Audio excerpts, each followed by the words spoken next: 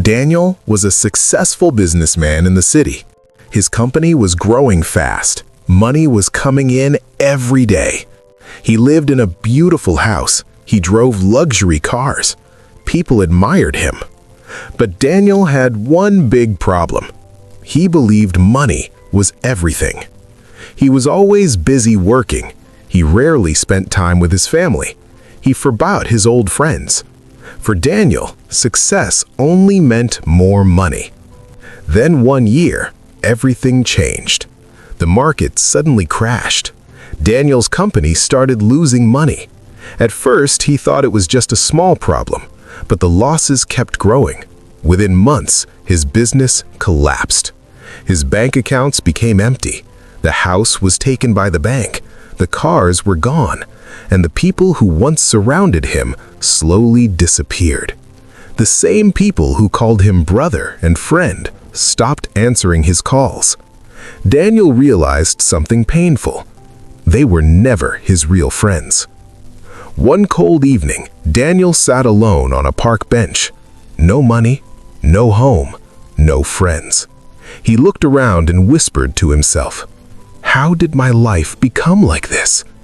For the first time in many years, Daniel cried. Not because he lost money, but because he realized he had lost himself. While Daniel sat there, an old man walked toward him. The old man looked at Daniel and asked kindly, "Son, why are you crying?" Daniel didn't want to talk, but something about the old man felt warm and genuine. So Daniel told him everything, his business, his money, his losses. The old man listened quietly. Then he smiled and said something Daniel would never forget. "Good." Daniel looked at him in shock.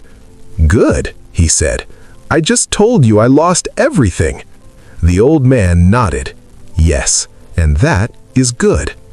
The old man sat beside Daniel and said, "Sometimes life takes away everything so you can see what truly matters." He pointed to Daniel and said, "You still have your mind, you still have your skills, and most importantly, you still have time." Then the old man said something powerful. Money can disappear in a day, but a strong mind can build everything again. That night, Daniel thought deeply about those words. For the first time in years, he wasn't thinking about money. He was thinking about purpose. The next day, Daniel started working again, but this time he started small, very small. He helped a small company solve their business problems. They paid him a little. Then another company hired him. Slowly, step by step, Daniel rebuilt his life. But this time, he was different.